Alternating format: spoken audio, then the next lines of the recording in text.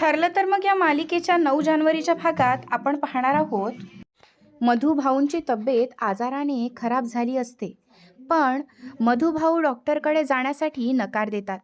तेव्हा कुसुम त्यांना म्हणते, आता तुमचा ताप घालवण्यासाठी देवालाच इथे बोलवावं लागेल.